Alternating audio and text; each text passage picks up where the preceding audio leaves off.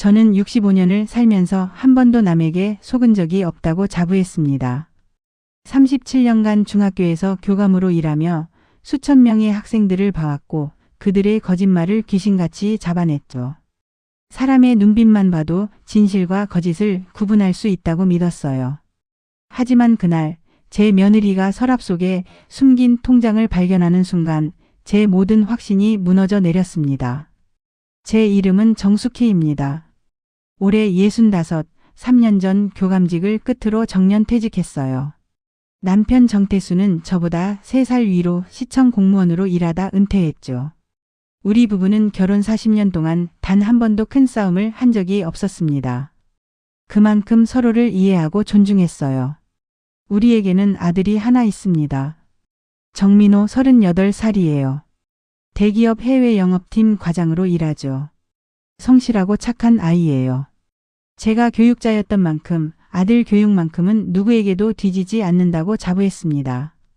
5년 전 민호가 결혼을 하겠다며 여자를 데려왔을 때 저는 솔직히 마음에 들지 않았어요. 박서연. 당시 30살이었던 그 여자는 간호사였습니다. 나쁜 직업은 아니지만 제가 바랐던 며느리상은 아니었죠. 교사나 공무원처럼 안정적인 직업을 가진 여자를 원했거든요. 어머님, 처음 뵙겠습니다. 박서연입니다. 처음 만난 날 서연은 공손하게 인사했어요. 얼굴은 곱상했지만 뭔가 표정이 경계하는 것 같았죠. 눈빛이 너무 차가웠어요. 그래요. 앉아요. 민호한테 많이 들었어요.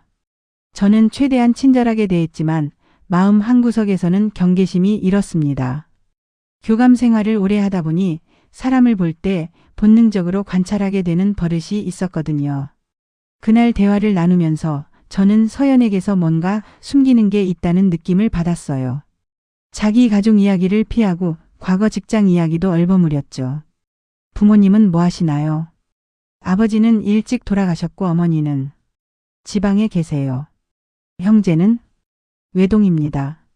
대답이 너무 짧고 간결했어요. 마치 더 이상 묻지 말라는 듯이. 그때부터였죠. 제 안에 작은 의심의 씨앗이 심어진 건. 하지만 민호가 워낙 좋아했고 남편 태수도 괜찮은 아가씨 같은데 라며 찬성했기에 저도 마지못해 결혼을 승낙했습니다. 결혼식은 조촐하게 치렀어요. 신부 측 하객이 유난히 적었죠. 어머니라는 분도 오셨지만 얼굴에 수심이 가득했고 서연과도 어색해 보였어요. 뭔가 석연치 않았지만 저는 그냥 넘어갔습니다. 결혼 첫 해는 평온했어요. 서연은 결혼 후에도 병원에서 계속 일했고 주말이면 우리 집에 들러 인사를 했죠. 예의는 바른 편이었어요. 하지만 여전히 마음을 열지 않는 느낌이었습니다. 어머님, 제가 해드릴게요. 아니야, 괜찮아. 내가 할게. 제가 해야죠. 이제 저도 이 집 며느리인데요. 말은 공손했지만 눈빛은 여전히 차가웠어요. 저는 그 눈빛이 불편했습니다. 2년 차가 되던 해 서연이 갑자기 병원을 그만뒀어요. 어머님, 제가 병원을 그만두려고 해요. 왜? 무슨 문제라도 있어? 아니에요. 그냥 좀 쉬고 싶어서요. 그때도 서연은 자세한 이유를 말하지 않았어요. 민호한테 물어봐도 서연이가 그러고 싶대요라는 대답뿐이었죠. 그때부터 이상한 일들이 하나둘씩 생기기 시작했습니다. 서연이 집에 있는 시간이 많아졌는데 자꾸만 어디론가 외출을 했어요. 잠깐 나갔다 올게요라고 말하고는 서너 시간씩 사라지곤 했죠. 어디 다녀왔어? 아, 그냥 친구 만나고 왔어요. 대답은 했지만 눈을 마주치지 않았어요. 37년간 학생들을 봐온 제 눈에 그건 명백한 거짓말이었습니다.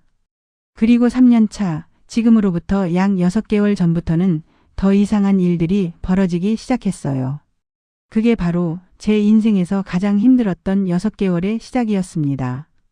여러분이라면 어떻게 하시겠어요? 며느리가 자꾸 뭔가를 숨기고 거짓말을 하고 이상한 행동을 한다면 그냥 모른 척 넘어가시겠어요? 아니면 진실을 파헤치시겠어요? 저는 후자를 택했습니다. 그리고 그 선택이 제 인생을 완전히 바꿔놓았죠. 지금부터 들려드릴 이야기는 제가 며느리를 의심하고 갈등하고 결국 놀라운 진실을 알게 되기까지의 6개월간의 기록입니다. 이야기를 제대로 하려면 조금 더 과거로 돌아가야 할 것 같아요. 제가 교감으로 일했던 시절 이야기부터 해야겠네요. 사람들은 제가 엄격하다고 했어요. 틀린 말은 아니었죠. 저는 원칙을 중시했고 규칙을 어기는 걸 참지 못했습니다. 정 교감 선생님은 칼 같아. 동료 교사들이 하는 말이었어요. 처음엔 기분 나빴지만 나중에는 오히려 자랑스러웠죠. 원칙이 없으면 학교가 무너진다고 생각했으니까요. 하지만 집에서는 달랐어요. 남편 태수에게는 늘 부드러웠고 아들 민호에게는 자상한 엄마였습니다. 다만 기대치가 높았던 건 사실이에요. 민호야, 수학 92점? 틀린 문제 다시 풀어봐. 엄마, 92점이면 잘 본 거 아니에요? 잘 봤으면 100점을 맞았겠지. 틀린 건 다시 봐야 해. 지나고 보니 제가 너무 완벽주의였던 것 같아요. 하지만 그땐 그게 아들을 위한 거라고 믿었죠. 민호는 제 기대를 저버리지 않았어요. 좋은 대학을 나왔고 대기업에 취직했죠. 저는 자랑스러웠습니다. 여보, 우리 아들 정말 잘 키웠어. 당신 덕분이지. 남편 태수는 늘 제 편이었어요. 40년을 함께 살았지만 단 한 번도 제 앞에서 목소리를 높인 적이 없었죠. 온화하고 차분한 사람이었습니다. 우리 집은 서울 강북의 조용한 주택가에 있어요. 2층짜리 단독주택이죠. 1층에는 거실과 부엌, 작은 서재가 있고 2층에는 방 3개가 있어요. 저희 부부방, 민호방, 그리고 손님방. 정원이 작지만 예뻐요. 제가 직접 가꾸는 화단에는 계절마다 다른 꽃들이 피어요. 봄에는 철쭉, 여름에는 백일홍, 가을에는 국화. 정원 가꾸기가 제 유일한 취미였습니다. 어머님, 정원이 정말 예쁘네요. 결혼 초기 서연이 처음 우리 집에 왔을 때 한 말이에요. 칭찬이었지만 왠지 진심처럼 들리지 않았죠. 형식적인 느낌이었어요. 고마워요. 손이 많이 가요. 제가 도와드릴까요? 아니야, 괜찮아. 이건 내 낙인데. 서연은 더 이상 정원 이야기를 하지 않았어요. 사실 저도 서연이 손대는 걸 원하지 않았죠. 정원은 제 영역이었으니까요. 민호와 서연은 결혼 후 신혼집을 얻어 나갔어요. 우리 집에서 차로 20분 거리였죠. 가깝지도 멀지도 않은 거리. 저는 그 정도면 적당하다고 생각했어요. 주말이면 둘이 함께 들렀어요. 저는 밥을 차려주고 남편은 민호와 이런저런 이야기를 나누고 평화로운 시간이었죠. 어머니, 오늘 제가 설거지 할게요. 됐어요. 가서 쉬어요. 아니에요. 제가 해야죠. 서연은 억지로라도 돕겠다는 태도였어요. 하지만 저는 차라리 혼자 하는 게 편했습니다. 서연과 함께 있으면 왠지 불편했거든요. 서연아, 넌 진짜 어디 출신이야? 한 번은 제가 넌지시 물어본 적이 있어요. 그때 서연의 표정이 굳어졌던 게 기억나요. 부산이요, 어머님. 아, 부산? 부산 어디? 서면 쪽이요. 그래? 부산 사투리는 안 쓰네? 어릴 때부터 서울에서 자라서요. 뭔가 앞뒤가 안 맞는 대답이었지만 저는 더 이상 캐묻지 않았어요. 며느리가 불편해하는 게 보였거든요. 결혼 2년 차까지는 그래도 큰 문제 없이 지냈어요. 서연은 병원에서 3교대로 일했고 민호는 해외 출장이 잦았죠. 그래서 우리가 자주 만나지는 못했습니다. 그런데 3년 차 서연이 갑자기 병원을 그만두면서부터 상황이 달라졌어요. 어머님, 제가 병원을 그만뒀어요. 어느 날 전화를 받았을 때 놀랐죠. 갑자기 왜? 좀 쉬고 싶어서요. 쉬다니? 젊은 사람이 뭘 쉬어? 일을 해야지. 네, 알아보고 있어요. 목소리에 힘이 없었어요. 뭔가 문제가 있는 것 같았지만 제가 뭐라고 말하기엔 애매했죠. 민호한테 전화를 걸어 물어봤어요. 민호야, 서연이가 왜 갑자기 일을 그만뒀대? 아, 그게 병원 일이 너무 힘들었나 봐요. 그래도 그렇지. 갑자기? 좀 쉬고 싶대요. 나도 찬성했어요. 너무 쉽게 생각하는 거 아니니? 일단 직장은 다녀야지. 괜찮아요, 엄마. 서연이 결정을 존중해줘요. 민호는 늘 서연 편이었어요. 뭐 아내 편드는 건 당연하죠. 하지만 저는 마음이 편치 않았습니다. 그때부터였어요. 서연이 자주 우리 집에 오기 시작한 건 어머님 집에 계세요? 잠깐 들를게요. 일주일에 두세 번씩 들렀어요. 처음엔 반가웠죠. 며느리가 시댁에 자주 오는 건 좋은 일 아니겠어요? 어머님 뭐 도와드릴 거 없어요? 없어. 그냥 쉬어. 아니에요. 제가 뭐라도 해야죠. 서연은 억지로라도 일을 찾아서 했어요. 설거지, 청소, 빨래 개기. 하지만 제 스타일대로 하지 않아서 나중에 제가 다시 해야 했죠. 그리고 이상한 점이 하나 더 있었어요. 서연이 우리 집에 올 때마다 제 일거수일투족을 관찰하는 것 같았어요. 어머님, 오늘 어디 다녀오셨어요? 응? 마트 갔다 왔어. 뭐 사셨어요? 과일 좀 사고. 아, 제가 살 걸 그랬네요. 다음엔 제가 사드릴게요. 별것 아닌 대화였지만 왠지 감시당하는 느낌이었어요. 특히 제가 무슨 말을 할 때마다 서연의 눈빛이 날카로워지는 것 같았죠. 어느 날 저녁 남편과 단둘이 있을 때 이야기를 꺼냈어요. 여보, 서연이가 요즘 너무 자주 오는 것 같지 않아? 그게 나쁜 건가? 며느리가 시댁 자주 오는 게 좋은 거지. 그렇긴 한데 뭔가 좀 이상해. 뭐가 이상한데? 자꾸 날 관찰하는 것 같아. 내가 뭘 하는지 어디 가는지. 당신 오해 아니야? 며느리가 시어머니한테 관심 갖는 게 당연하잖아. 남편은 제 말을 대수롭지 않게 여겼어요.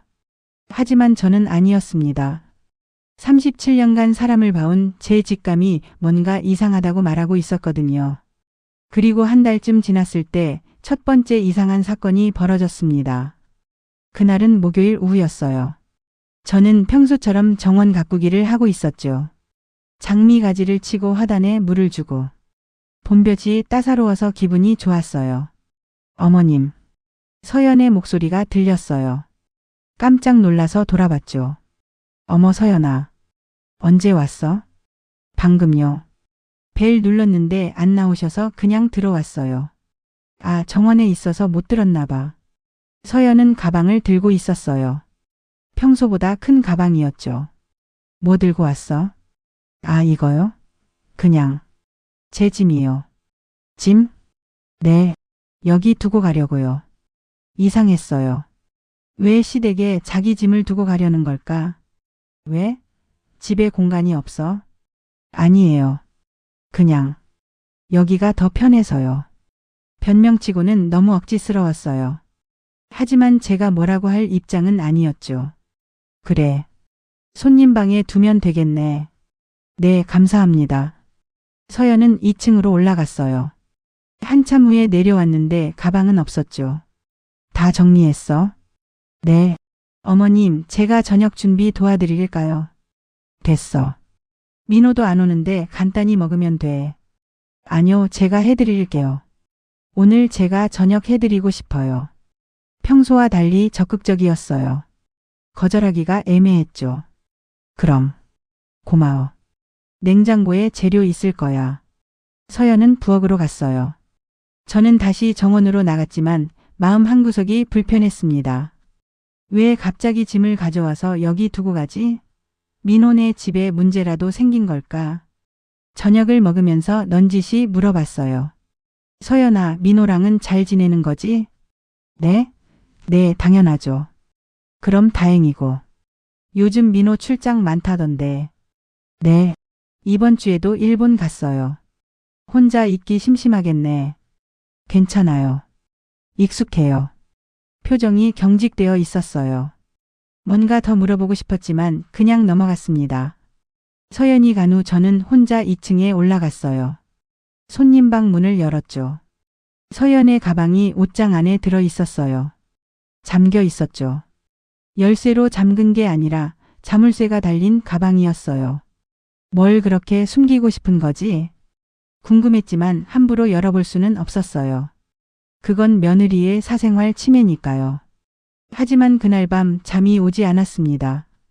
자꾸만 그 가방이 신경 쓰였어요. 다음 날 아침 서연한테서 전화가 왔어요. 어머님, 오늘 오후에 잠깐 들를게요. 응, 그래. 혹시 제 가방 보셨어요? 가방? 아니, 안 봤어. 다행이다. 제 물건이라 다른 분이 보시면 안 돼서요. 그래. 안 봤어. 전화를 끊고 나서 마음이 더 불편해졌어요. 다른 분이 보면 안 된다니 도대체 뭐가 들어있는 걸까? 그날 오후 서연이 왔어요. 2층으로 올라가더니 한참 있다가 내려왔죠. 어머님, 다녀올게요. 벌써 가? 네. 약속이 있어서요. 누구 만나? 친구요. 또 눈을 피했어요. 거짓말이었죠. 자주 만나는 친구야? 네, 뭐. 그렇죠. 이름이 뭔데? 수진이요. 서연은 서둘러 나갔어요. 저는 2층으로 올라갔죠. 손님방 문을 열고 옷장을 확인했어요. 가방이 그대로 있었어요. 여전히 잠겨 있었고. 하지만 뭔가 달라 보였어요. 가방이 조금 움직인 것 같았죠. 서연이가 뭔가를 꺼냈거나 넣었을 거야. 그때부터 저는 서연을 주시하기 시작했습니다. 일주일 후 두 번째 이상한 일이 생겼어요. 남편과 함께 은행에 갔을 때였어요. 정기예금 만기가 돼서 재예치하러 간 거였죠. 번호표 뽑아. 응. 은행 로비에서 기다리는데 익숙한 뒷모습이 보였어요. 저건 서연이 아닌가? 창구 앞에 서 있는 여자 분명 서연이었어요. 검은색 긴 머리, 키, 체형. 틀림없었죠. 여보, 저기 서연이 아니야? 어디? 저기 3번 창구 앞에. 남편이 눈을 가늘게 뜨고 봤어요. 글쎄, 비슷하긴 한데. 그때 그 여자가 고개를 돌렸어요. 서연이었어요. 확실했죠. 서연아.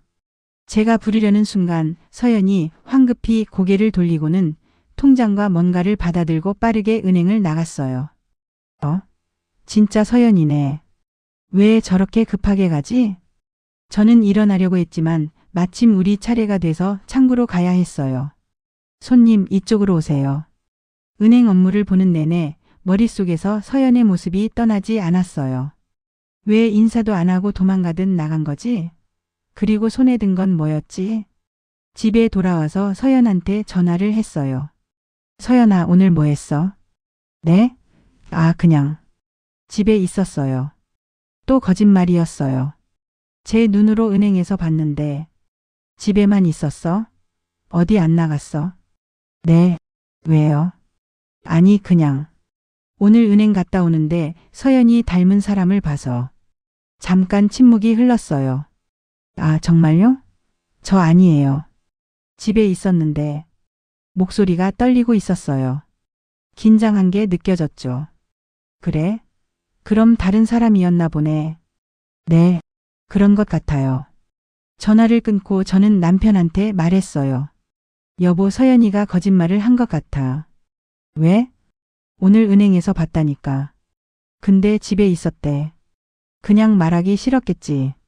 사적인 볼일이었을 수도 있고. 그래도 시어머니한테 거짓말을 해? 당신이 너무 예민한 거 아냐? 남편은 여전히 대수롭지 않게 생각했어요. 하지만 저는 확신했죠. 서연이 뭔가를 숨기고 있다고. 그 후로 저는 서연의 행동을 더 자세히 관찰하기 시작했어요. 그리고 점점 더 이상한 점들을 발견했죠. 서연이 우리 집에 올 때마다 꼭 2층에 올라가서 한참 있다가 내려왔어요. 손님 방에서 뭘 하는지 궁금했지만 직접 물을 수는 없었죠. 어느 날 서연이 화장실에 간 사이 재빨리 2층에 올라갔어요. 손님 방 문을 열고 들어갔죠. 옷장을 열었어요. 가방이 그대로 있었지만 가방 옆에 뭔가 새로운 게 있었어요. 작은 노트였어요. 수첩 같은 거. 낡아 보였죠. 펼쳐봤어요. 날짜와 시간 그리고 짧은 메모들이 적혀 있었어요. 4월 15일 오후 3시 마이너스 김 선생님.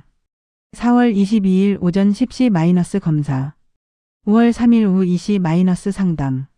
무슨 뜻인지 알 수 없었어요.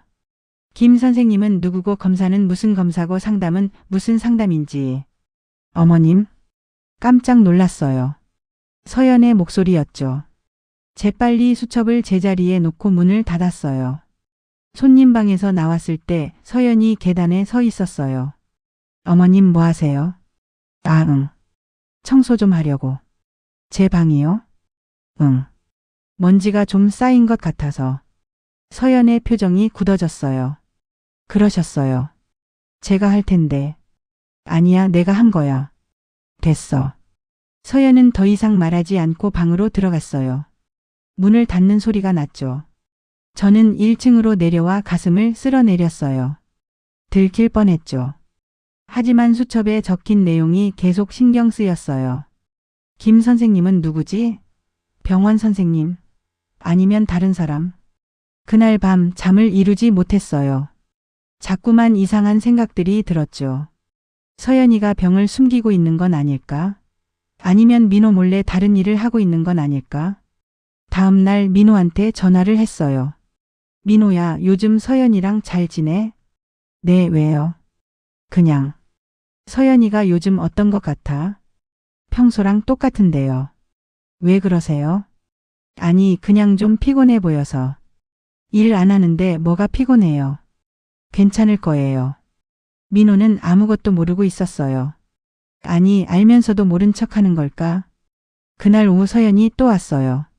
어머님, 잠깐만 있다 갈게요. 그래. 뭐 할 거야? 2층에 짐 좀 정리하려고요. 또 2층에 올라갔어요. 이번에는 제가 살짝 뒤따라갔죠. 계단에서 몸을 숨기고 손님방 문 쪽을 봤어요. 문이 반쯤 열려 있었죠. 서연이 가방에서 뭔가를 꺼내고 있었어요. 서류 같은 거였죠. 펼쳐서 보더니 한숨을 쉬었어요. 어떻게 하지? 혼잣말이었어요. 목소리에 절박함이 담겨 있었죠. 그때 제가 실수로 계단을 밟았어요. 삐걱 소리가 났죠. 누구세요?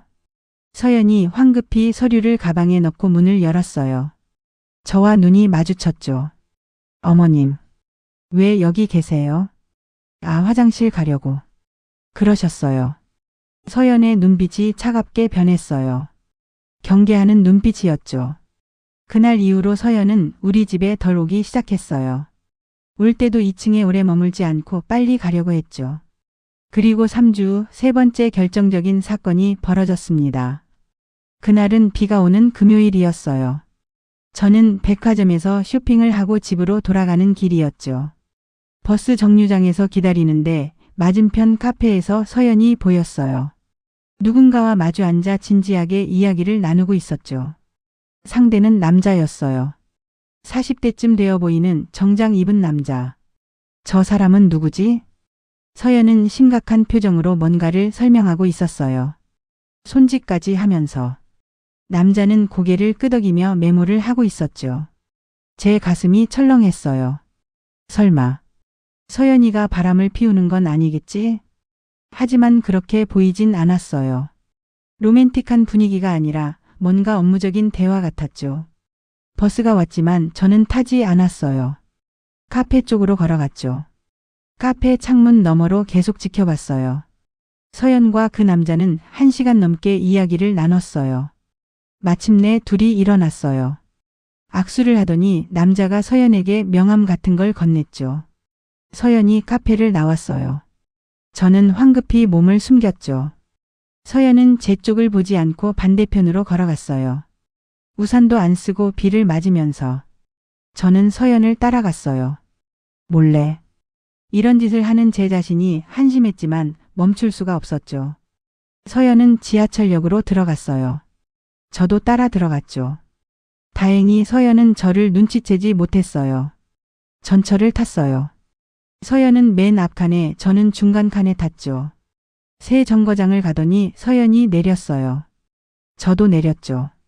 밖으로 나가더니 어느 병원 건물로 들어갔어요. 병원? 왜 병원에? 저는 병원 로비까지 따라 들어갔어요. 서연이 엘리베이터를 탔죠. 저는 층수를 확인했어요. 5층에서 멈췄어요. 안내판을 봤죠. 5층에는 여러 과가 있었어요. 내과, 신경과, 정신건강의학과. 서연이가 아픈 걸까? 아니면 다른 이유가 있는 걸까? 저는 5층까지 올라가지 못했어요. 용기가 나지 않았죠.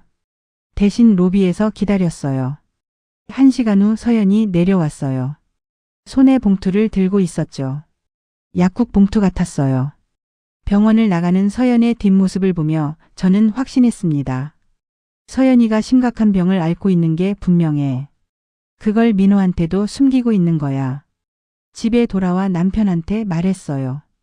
여보, 서연이가 병원에 다니는 것 같아. 그래? 어디 아픈가? 모르겠어. 근데 민호한테는 말 안 한 것 같아. 그럼 민호한테 물어봐야지. 기다려봐. 섣불리 말하면 안 될 것 같아. 하지만 마음은 편치 않았어요. 며느리가 심각한 병을 앓고 있다면 가족이 알아야 하는 거 아닌가요? 다음 날 민호한테 전화를 했어요. 민호야, 서연이 요즘 몸 괜찮아? 네, 괜찮은데요. 왜요? 그냥 좀 피곤해 보여서. 엄마, 서연이 괜찮아요. 걱정 마세요. 민호의 목소리가 평소와 달랐어요. 뭔가 숨기는 것 같았죠. 민호도 알고 있는 건가? 서연이 병을? 그날부터 저는 잠을 제대로 이루지 못했어요. 머릿속이 복잡했죠. 며느리가 병을 숨기고 있다. 은행에서 몰래 뭔가를 했다. 낯선 남자를 만났다. 우리 집에 수상한 가방과 수첩을 숨겨놨다. 퍼즐 조각들이 있었지만 그림이 완성되지 않았어요. 그리고 일주일 후 드디어 폭탄이 터졌습니다. 그날은 토요일 오전이었어요. 민호와 서연이 함께 우리 집에 왔죠. 어머니, 아버지 앉으세요. 할 말이 있어요. 민호의 표정이 심각했어요. 제 가슴이 철렁했죠. 무슨 일이야? 서연이가 사실은. 민호가 말을 꺼내려는데 서연이 민호의 손을 잡았어요. 제가 말씀드릴게요. 서연이 저를 똑바로 쳐다봤어요. 그 눈빛에는 결연함이 담겨 있었죠. 어머님, 사실은 제가 최근에 건강검진을 받았어요. 건강검진? 네. 그리고 좋지 않은 결과가 나왔어요. 순간 머리가 하얘졌어요. 역시 제 예상이 맞았던 거예요. 얼마나 안 좋은데?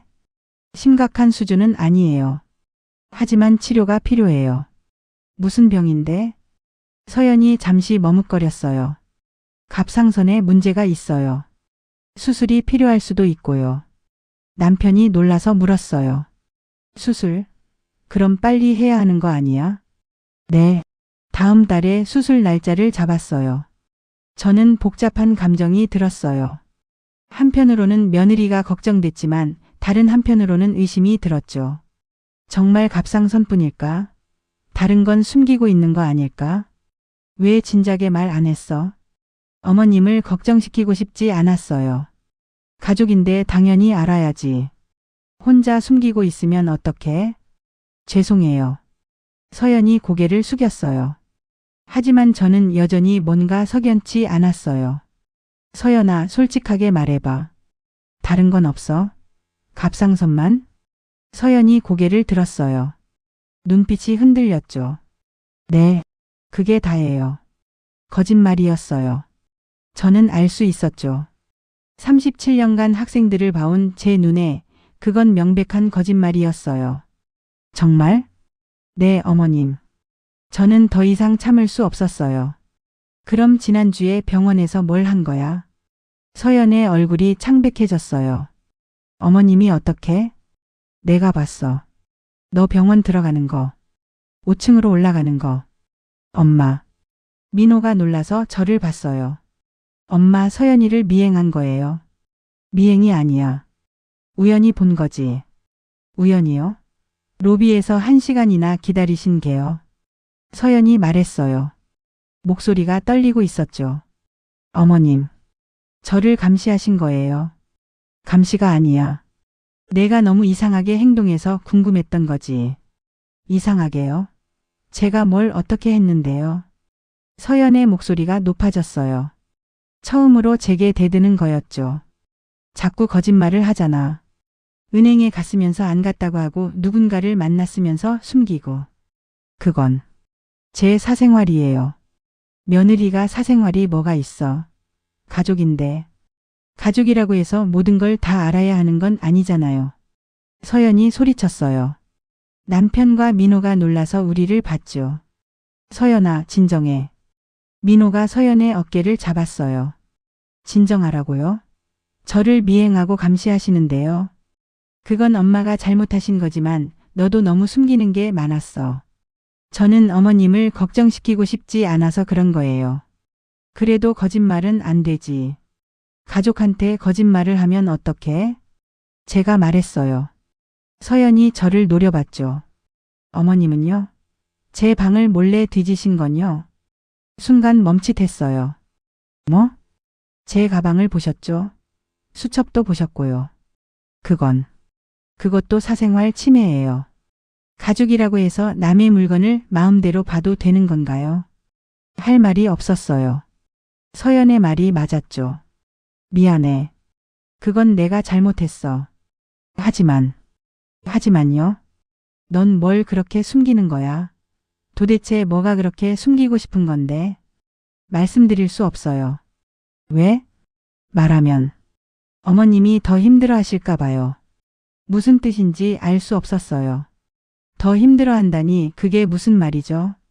무슨 소리야? 무슨 뜻이야? 죄송해요. 말씀드릴 수 없어요. 서연이 일어났어요. 민호 오빠, 저 먼저 갈게요. 서연아, 잠깐만. 민호가 서연을 붙잡으려 했지만 서연은 뿌리쳤어요. 혼자 있고 싶어요. 서연이 집을 나갔어요. 문 닫는 소리가 크게 났죠. 거실에 침묵이 흘렀어요. 민호가 한숨을 쉬며 소파에 앉았죠. 엄마, 왜 그러세요? 내가 뭘 잘못했니? 서연이를 미행하고 방을 뒤지고. 그게 잘못이 아니에요. 하지만 서연이가 너무 수상하게 행동했잖아. 그래도 그렇지 며느리를 도둑 취급하듯이 하면 어떡해요? 나는 그런 뜻이 아니었어. 그럼 무슨 뜻이었어요? 서연이한테 뭘 기대하신 거예요? 저는 대답할 수 없었어요. 사실 저도 정확히 뭘 의심했는지 모르겠었거든요. 엄마, 서연이는 좋은 사람이에요. 절 정말 사랑하고 우리 가족도 아끼고 있어요. 그걸 내가 어떻게 알아? 자꾸 거짓말을 하는데. 거짓말이 아니라 숨기는 거예요. 이유가 있어서. 무슨 이유? 민호가 잠시 망설이더니 고개를 저었어요. 저도 전부는 모르겠어요. 하지만 서연이를 믿어요. 넌 너무 순진해. 사람은 겉만 보고 판단하면 안 돼. 엄마는 너무 의심이 많으세요. 모든 사람을 의심하시잖아요. 그 말이 가슴에 꽂혔어요. 그런 적 없어. 있어요. 저도 어렸을 때 그랬잖아요. 제가 뭘 해도 의심하시고 확인하시고. 그건 너를 제대로 키우기 위해서였어. 아니요.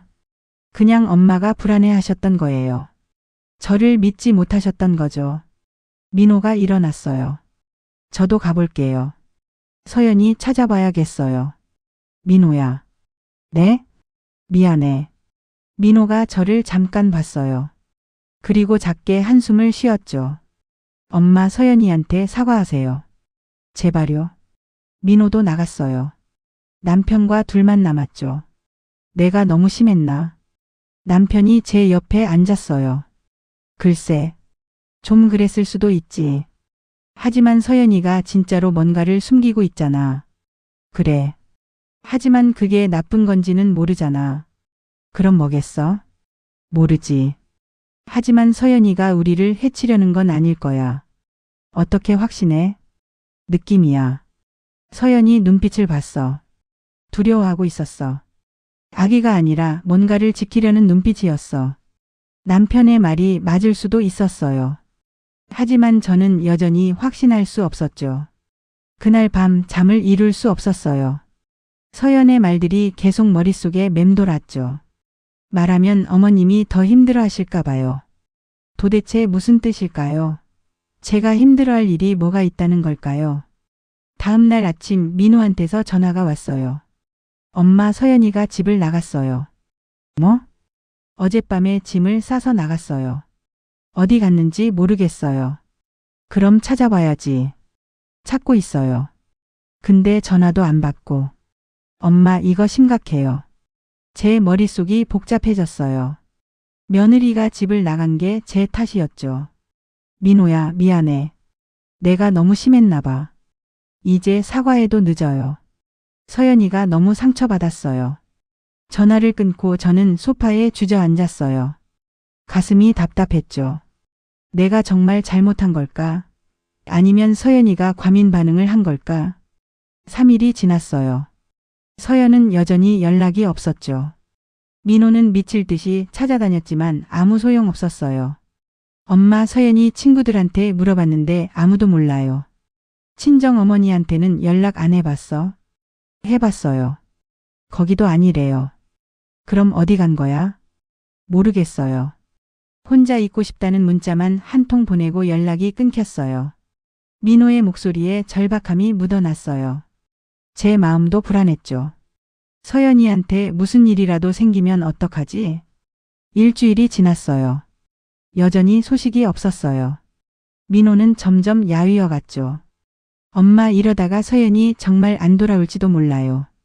미안해, 민호야. 미안하다고 해결될 문제가 아니에요. 민호가 소리쳤어요. 평생 처음이었죠. 민호가 제게 소리를 지른 건 엄마는 왜 그렇게 의심이 많으세요? 왜 사람을 못 믿으세요? 나는 엄마가 서연이를 몰아낸 거예요. 엄마 때문에 제 아내가 집을 나갔어요. 민호는 울먹였어요. 그 모습을 보니 제 가슴이 무너져 내렸죠. 미안해. 정말 미안해. 민호는 대답 없이 집을 나갔어요. 남편이 제 어깨를 감싸 안았어요. 당신 괜찮아? 아니, 전혀 괜찮지 않아. 서연이 곧 돌아올 거야. 그럴까? 응. 돌아올 거야. 민호를 사랑하니까. 하지만 저는 확신할 수 없었어요. 제가 저지른 일이 너무 컸으니까요. 그날 밤 저는 2층 손님방으로 올라갔어요. 서연이 두고 간 가방이 있었죠. 가방을 열어봤어요. 자물쇠는 잠겨 있었지만 이번에는 열쇠를 찾았어요. 옷장 서랍 안에 있었죠. 가방을 열었어요. 안에는 서류들이 가득했어요. 병원 서류, 검사 결과지, 그리고 제 이름이 적힌 서류들이었어요. 정숙희님의 건강검진 결과. 제 것? 왜 서연이 제 건강검진 결과를 갖고 있는 거죠? 서류를 자세히 봤어요. 날짜는 최근이었고 병원 이름도 제가 가본 적 없는 곳이었어요. 심경과 인지기능 검사. 순간 멈칫했어요. 인지기능 검사. 그게 뭐죠? 다른 서류를 펼쳤어요. 조기 치매 의심. 세상이 멈춘 것 같았어요. 치매? 제가 치매라고요? 손이 떨렸어요. 서류가 바닥에 떨어졌죠. 이게 무슨... 그때 수첩이 눈에 들어왔어요. 서연의 수첩. 펼쳐봤어요. 4월 15일 마이너스 김 선생님 신경과 전문의 상담. 4월 22일 마이너스 어머님 검사 결과 확인. 5월 3일 마이너스 치료 계획 논의. 5월 10일 마이너스 어머님 재검사 예약. 모든 게 제 이야기였어요. 서연이 병원에 간 건 자기 때문이 아니었어요. 저 때문이었죠. 서연이 만난 남자는 치매 전문의였고 은행에 간 건 제 치료비를 준비하기 위해서였어요. 서연이 숨긴 건 제 병이었습니다. 입에서 신음이 새어나왔어요. 가슴이 무너져 내렸죠. 저는 며느리를 의심했어요. 거짓말쟁이라고 뭔가를 숨기고 나쁜 짓을 한다고 믿었죠. 하지만 진실은 서연은 저를 보호하려고 했던 거예요. 제가 충격받을까봐 제 병을 숨기고 혼자 감당하려 했던 거죠. 그리고 저는 그런 서연을 미행하고 의심하고 결국 집 밖으로 내몰았습니다. 내가 뭘 한 거야. 눈물이 쏟아졌어요. 후회가 밀려왔죠. 저는 바닥에 주저앉아 울었어요. 오랫동안. 목이 쉬도록. 남편이 올라왔어요. 여보, 왜 그래? 저는 떨리는 손으로 서류를 건넸어요. 남편이 서류를 봤어요. 얼굴이 창백해졌죠. 이게 당신 거야? 응. 언제 검사를 받은 거야? 모르겠어. 서연이가 몰래 한 것 같아. 서연이가? 응. 날 위해서. 날 보호하려고. 남편이 수첩을 봤어요. 그리고 한숨을 쉬었죠. 서연이가 이 모든 걸 혼자 감당했구나. 내가 정말 나쁜 시어머니야. 남편이 저를 안아줬어요. 아니야. 당신은 몰랐어. 서연이가 숨겼으니까. 하지만 나는 서연이를 믿지 않았어. 의심만 했어. 이제 어떻게 하지? 저는 울면서 대답했어요. 서연이를 찾아야 해. 사과해야 해. 제발. 돌아와 달라고 빌어야 해. 그날 밤 저는 민호한테 전화를 했어요. 민호야. 엄마? 서연이를 찾았니? 아니요. 아직. 민호야, 엄마가 정말 잘못했어. 목소리가 떨렸어요. 서연이가 날 위해서. 말을 잇지 못하고 울음이 터졌어요. 엄마? 무슨 일이에요? 서연이가 숨긴 건 내 병이었어. 내가 치매 초기래. 서연이가 그걸 알았는데 내가 충격받을까 봐 숨긴 거야. 혼자 병원 다니고 치료 방법 알아보고. 다 날 위해서였어. 전화 저편이 조용했어요. 민호야. 엄마. 민호의 목소리도 떨렸어요. 사실은 저도 알고 있었어요. 뭐? 서연이가 한 달 전에 말했어요. 엄마한테 이상한 증상이 보인다고. 같은 말을 반복하시고 약속을 잊어버리시고. 그래서 몰래 검사를 받게 한 거예요. 그랬구나. 엄마. 서연이는 정말 엄마를 걱정했어요. 매일 밤 울면서 어떻게 해야 할지 고민했어요. 엄마한테 어떻게 말씀드려야 충격을 덜 받으실지, 어떤 병원이 좋은지, 치료비는 어떻게 마련할지. 미안해. 정말 미안해. 엄마가 사과할 사람은 저한테가 아니라 서연이한테예요. 알아. 그래서 서연이를 찾아야 해. 제발 돌아와 달라고 해야 해. 저도 계속 찾고 있어요. 꼭 찾을게요. 전화를 끊고 저는 또 울었어요. 제가 얼마나 잘못했는지 이제야 알겠어요. 서연은 저한테 가장 필요한 사람이었어요. 그런데 저는 그걸 몰랐죠. 아니, 보려고 하지 않았어요. 2주가 지났어요. 서연은 여전히 연락이 없었죠. 민호는 미칠 듯이 찾아다녔어요. 서연의 친구들, 친정, 이전 직장 동료들까지. 하지만 아무도 서연의 행방을 몰랐죠. 저도 가만히 있을 수 없었어요. 매일 전화기를 붙들고 서연한테 문자를 보냈어요. 서연아, 엄마가 정말 미안해. 돌아와줘. 제발. 답장은 없었어요. 남편은 저를 위로했지만 저는 위로받을 자격이 없다고 생각했어요. 여보, 너무 자책하지 마. 서연이도 이해할 거야. 이해할까? 응. 시간이 좀 걸릴 뿐이야. 하지만 시간은 계속 흘러갔고 서연은 돌아오지 않았어요. 그 사이 저는 병원에 갔어요. 제대로 검사를 받기 위해서요. 신경과 전문의를 만났어요. 서연이 만났던 그 의사였죠. 정숙희님, 앉으세요. 제 상태가 어떤가요? 예, 검사 결과를 보면 경도인 지장의 초기 단계로 보입니다. 그게 치매인가요? 치매로 진행될 수 있는 단계입니다. 하지만 지금부터 잘 관리하면 진행을 늦추거나 막을 수 있어요. 그렇군요. 며느님께서 아주 꼼꼼하게 준비하셨더라고요. 치료 계획도 세워주시고 정기 검진 일정도 짜주시고. 며느리가요? 네. 한 달에 3번씩 찾아오셨어요. 어떻게 하면 시어머님이 덜 힘들어 하실지, 어떤 치료가 효과적일지 계속 물어보셨죠. 눈물이 나려고 했어요. 참았지만. 정말 좋은 며느님이시네요. 네, 정말 효녀예요. 의사의 말에 가슴이 무너졌어요. 효녀. 맞아요. 서연은 효녀였어요. 그런데 저는 그걸 몰랐죠. 병원을 나오면서 저는 결심했어요. 반드시 서연이를 찾아야 해. 그리고 진심으로 사과해야 해. 집에 돌아와 민호한테 전화를 했어요. 민호야, 혹시 서연이가 자주 가던 곳 없니? 글쎄요. 딱히. 좋아하는 카페나 공원 같은 거? 아, 한강공원 자주 갔었어요. 산책하면서 생각 정리한다고. 어느 쪽? 반포 쪽이요. 왜요? 한번 가볼까 해서. 엄마 혹시? 응. 가서 기다려볼게. 혹시 모르잖아. 민호는 같이 가겠다고 했지만 저는 혼자 가고 싶었어요.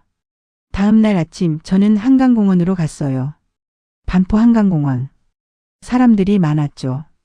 조깅하는 사람, 자전거 타는 사람, 산책하는 사람들. 저는 벤치에 앉아 기다렸어요. 혹시 서연이 올까 싶어서. 하루 종일 기다렸어요. 서연은 오지 않았죠. 다음 날도 갔어요.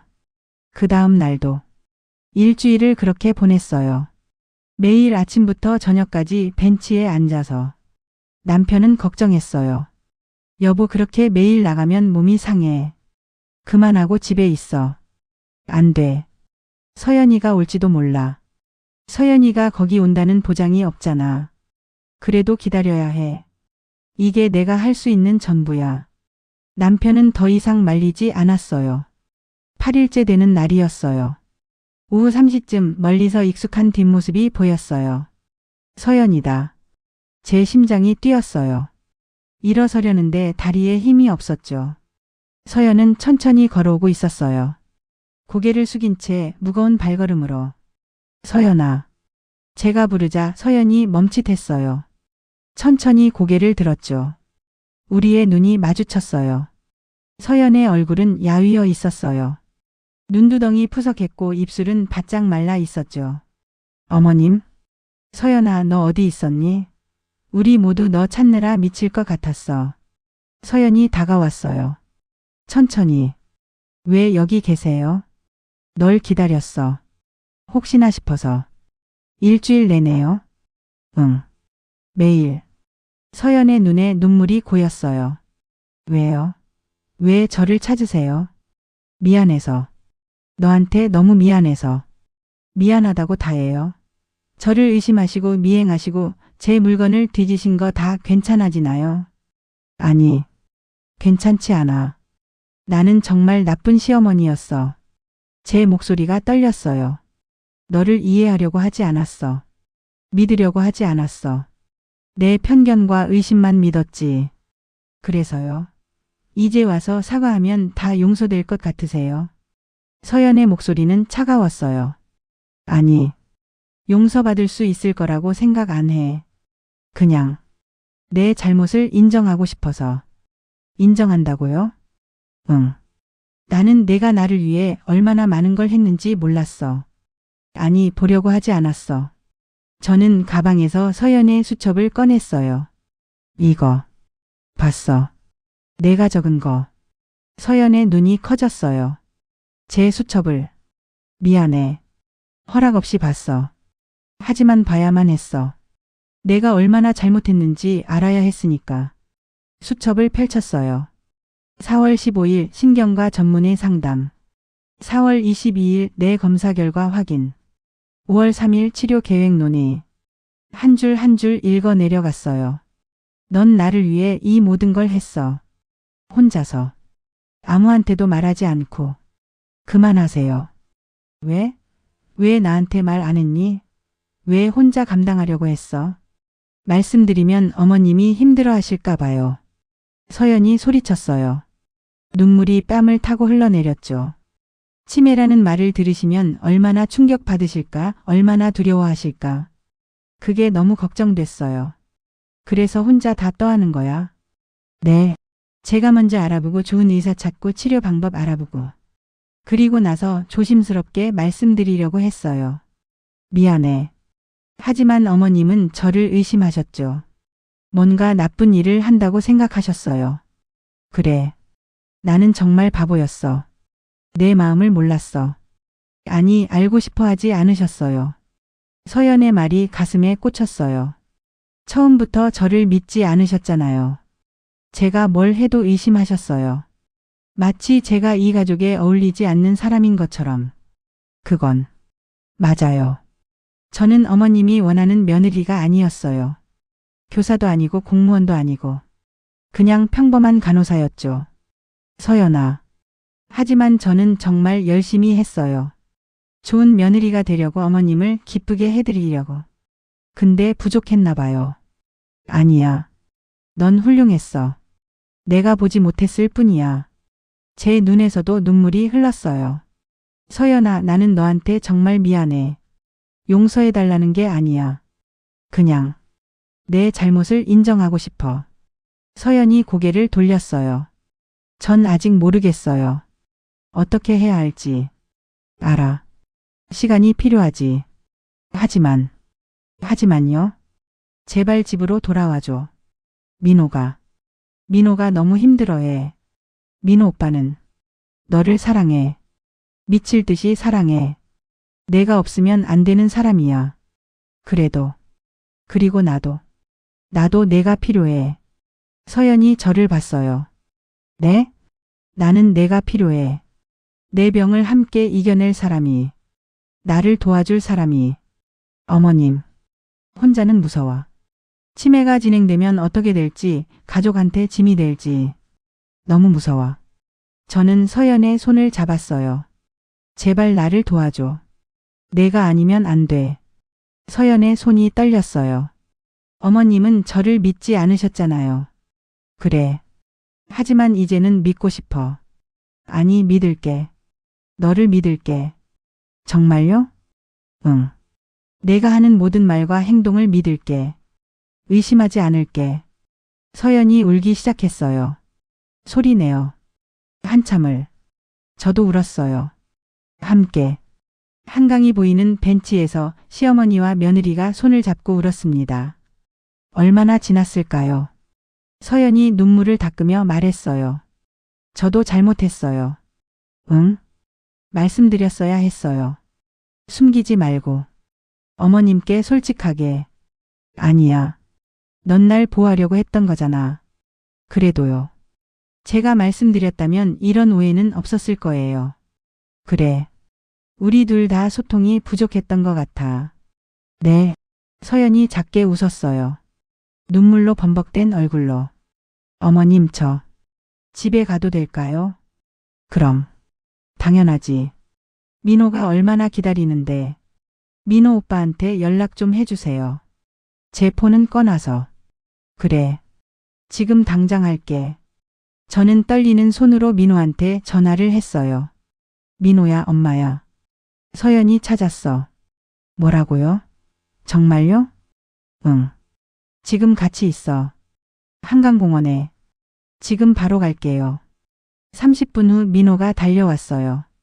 숨을 헐떡이면서. 서연아. 서연이 일어났어요. 민호가 서연을 꽉 안았죠. 미안해. 정말 미안해. 내가 엄마를 잘 설득했어야 했는데. 아니에요. 오빠 잘못 아니에요. 너무 보고 싶었어. 매일 밤 잠도 못 잤어. 저도요. 둘은 한참을 안고 있었어요. 저는 조용히 뒤로 물러섰죠. 그리고 조용히 집으로 돌아왔어요. 민호와 서연이 둘만의 시간을 가질 수 있도록. 저녁 무렵 민호와 서연이 함께 집에 왔어요. 어머님, 다녀왔습니다. 서연이 공손하게 인사했어요. 예전처럼. 하지만 뭔가 달랐어요. 눈빛이 예전처럼 차갑지 않았어요. 조금 더 따뜻했죠. 그래. 어서 와. 배고프지? 밥 먹자. 네. 우리는 함께 저녁을 먹었어요. 어색했지만 예전과는 달랐어요. 서연아. 네, 어머님. 고마워. 날 위해 그렇게 많은 걸 해줘서. 아니에요. 당연한 거예요. 아니야. 당연한 게 아니야. 넌 정말 대단한 사람이야. 서연이 눈시울을 붉혔어요. 어머님. 앞으로 내 병 치료 너랑 함께 하고 싶어. 나를 도와줄래? 네. 당연하죠. 서연이 제 손을 잡았어요. 따뜻했어요. 그날 밤 저는 오랜만에 푹 잤어요. 마음이 편안했죠. 물론 모든 게 해결된 건 아니었어요.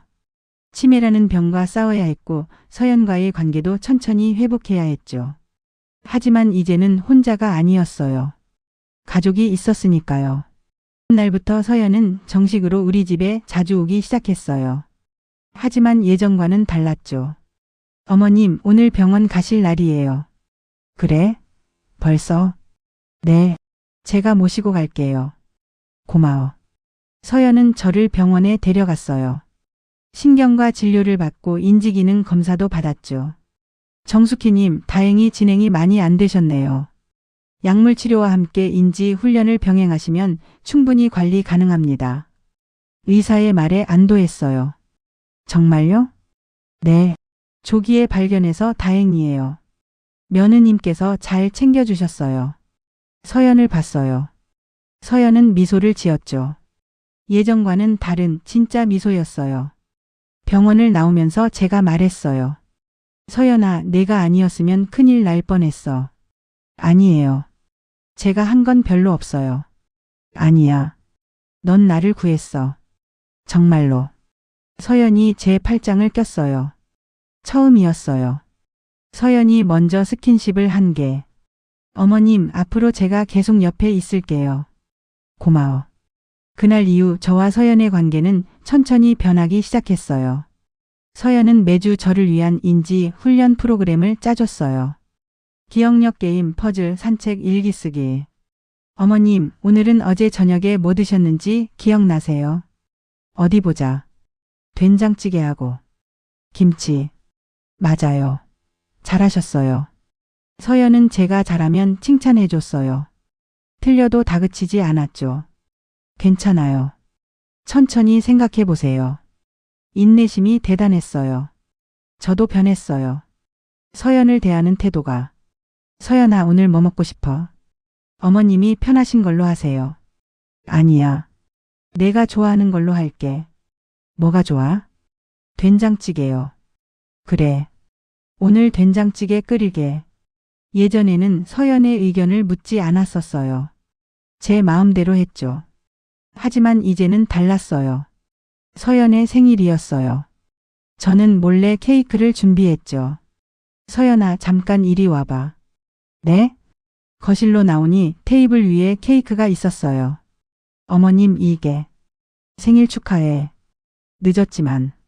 서연의 눈에 눈물이 고였어요.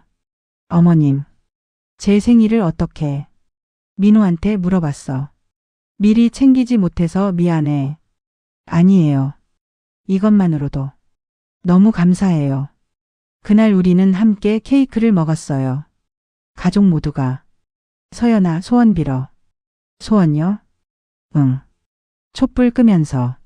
서연은 눈을 감고 잠시 생각하더니 촛불을 껐어요. 무슨 소원 빌었어? 비밀이에요. 말하면 안 이루어진다고 하잖아요. 하지만 저는 알 수 있었어요. 서연이 무슨 소원을 빌었는지. 우리 가족이 건강하고 행복하길. 그런 소원이었을 거예요. 한 달이 지났어요. 저의 증상은 서서히 좋아지고 있었죠. 어머님, 오늘 기분 어때요? 좋아. 요즘 머리가 맑은 것 같아. 다행이에요. 약도 잘 드시고 운동도 하시니까요. 다 내 덕분이야. 아니에요. 어머님이 열심히 하셔서예요. 서연의 칭찬에 기분이 좋았어요. 마치 어린아이처럼. 어느 날 서연이 심각한 표정으로 저를 찾아왔어요. 어머님, 할 말이 있어요. 그래. 뭔데? 사실은 제가 다시 일을 하려고요. 일? 병원에? 아니요. 요양병원이요. 치매 환자들을 돌보는. 놀랐어요. 왜 갑자기? 어머님 때문에 치매에 대해 공부하다 보니까 이 분야에 관심이 생겼어요. 그리고 제가 도울 수 있는 사람들이 많더라고요. 그래. 좋은 생각이야. 괜찮으세요? 제가 일하면 어머님 케어하기 힘들 텐데. 괜찮아. 나도 이제 많이 좋아졌고. 내가 하고 싶은 일 해야지. 감사해요, 어머님. 서연이 일을 시작했어요. 일주일에 사흘 요양병원에서 일했죠. 처음엔 걱정했어요. 서연이 없으면 제가 잘 관리할 수 있을까? 하지만 괜찮았어요. 서연이 미리 다 준비해 놨거든요. 어머님, 이 노트에 매일 해야 할 일이 적혀 있어요. 아침에 약 드시고 오후에 산책하시고 저녁에는 일기 쓰시고. 알았어. 걱정 마. 그리고 힘들면 바로 전화하세요. 제가 바로 올게요. 응. 열심히 일하고 와. 서연이 일하러 간 날 저는 혼자 시간을 보냈어요. 정원을 가꾸고 책을 읽고 일기를 썼죠. 그러다가 서연의 수첩을 다시 봤어요. 제가 가져온 그 수첩. 처음부터 다시 읽었어요. 3월 20일 마이너스 어머님, 같은 이야기를 3번 반복하심. 걱정됨. 4월 5일 마이너스 어머님, 약속 시간을 잊으심. 병원 알아봐야 할 것 같음. 4월 15일 마이너스 김 선생님 상담. 초기 증상이라고 하심. 희망 있음. 한 줄 한 줄 읽으면서 서연이 얼마나 세심하게 저를 관찰했는지 알 수 있었어요. 그리고 마지막 장에는 이렇게 적혀 있었어요. 어머님을 사랑합니다. 비록 저를 믿지 않으셨지만 저는 어머님을 믿습니다. 어머님은 곧 건강해지실 거예요. 제가 꼭 도와드릴게요. 눈물이 났어요. 멈출 수가 없었죠. 서연은 제가 자신을 의심할 때도, 미행할 때도, 결국 집에서 내몰았을 때도 저를 사랑하고 있었어요. 나는 정말 복받은 시어머니야. 그날 저녁 서연이 퇴근하고 왔어요. 어머님, 오늘 어떠셨어요? 좋았어. 혼자서도 잘했어. 다행이에요. 서연아. 네? 사랑해. 서연이 놀란 표정을 지었어요. 네? 나는 너를 사랑해. 딸처럼. 서연의 눈에 눈물이 고였어요. 어머님. 진작 말했어야 했는데 이제야 말하네. 미안해. 아니에요. 그 말씀. 정말 듣고 싶었어요. 서연이 제 품에 안겼어요. 저는 서연을 꽉 안아줬죠. 앞으로 우리 정말 잘 지내자. 진짜 엄마와 딸처럼. 네, 엄마. 서연이 처음으로 저를 엄마라고 불렀어요. 그 순간 모든 게 치유된 것 같았어요. 우리 사이의 상처가 오해가 갈등이. 2주 후 저희 가족은 함께 여행을 갔어요. 제주도로. 와 바다다. 서연이 아이처럼 좋아했어요. 민호와 손을 잡고 해변을 걸었죠. 저와 남편도 뒤따라 걸었어요. 여보 행복해? 응. 정말 오랜만에 행복한 것 같아. 서연이 덕분이지. 그래. 우리 복 받았어. 앞에서 민호와 서연이 웃으며 이야기를 나누고 있었어요. 어머님, 이리 오세요. 서연이 손을 흔들었어요. 저는 달려갔죠. 남편도. 우리는 함께 사진을 찍었어요. 가족 사진. 카메라를 세팅하고 타이머를 맞추고. 자, 다들 웃어요. 하나, 둘, 셋. 찰칵. 사진 속에 우리 가족 4명이 환하게 웃고 있었어요. 그 사진을 보며 저는 생각했어요. 이게 진짜 가족이구나. 피가 아니라 마음으로 이어진 가족. 그날 저녁 숙소에서 저는 서연과 단둘이 이야기를 나눴어요. 서연아, 내가 처음 우리 집에 왔을 때 기억나? 네, 기억나요. 솔직히 말하면 나는 널 별로 안 좋아했어. 알아요. 눈치챘구나. 네. 어머님 표정을 보면 알 수 있었어요. 미안해. 그때는 내가 너무 편협했어. 아니에요. 저도 어머님한테 마음을 열지 않았어요. 왜? 서연이 잠시 생각하더니 말했어요. 무서웠어요. 거부당할까봐. 거부? 네. 저는 원래 가족이 없었어요. 아버지는 일찍 돌아가셨고 어머니는 저를 버리셨어요. 뭐라고? 어렸을 때요. 재혼하시면서 저를 친척집에 맡기셨어요. 그래서 자랐죠. 늘 남의 집에서. 그랬구나. 그래서 가족이라는 게 무서웠어요. 언젠가 또 버려질까봐. 그래서 마음을 열지 않았던 거예요. 제 가슴이 아팠어요. 서연아. 하지만 이제는 알아요. 진짜 가족은 버리지 않는다는 걸. 어머님이 저를 찾으러 한강공원에 일주일 동안 앉아 계셨잖아요. 응. 그때 알았어요. 어머님이 저를 진짜 가족으로 생각하신다는 걸. 그럼. 넌 내 딸이야. 진짜 딸. 서연이 제 어깨에 머리를 기댔어요. 엄마. 그래. 엄마야. 우리는 한참을 그렇게 있었어요. 엄마와 딸처럼. 6개월이 지났어요. 저의 치매 증상은 많이 좋아졌어요. 약물 치료와 인지 훈련 덕분이었죠. 어머님, 오늘 기억력 테스트 결과 나왔어요. 어떤데? 정상 범위예요. 축하드려요. 서연이 기뻐하며 말했어요. 저도 기뻤죠. 정말? 네. 의사 선생님도 놀라셨어요. 이렇게 빨리 좋아지는 경우는 드물다고. 다 내 덕분이야. 아니에요. 어머님이 열심히 하셔서예요. 하지만 저는 알고 있었어요. 서연이 없었다면 불가능했다는 걸. 서연은 여전히 요양병원에서 일하고 있었어요. 치매 환자들을 돌보면서 많은 걸 배웠다고 했죠. 어머님, 오늘 병원에서 할머니 한 분이 저한테 고맙다고 하셨어요. 그래? 왜? 제가 매일 이야기를 들어드렸거든요.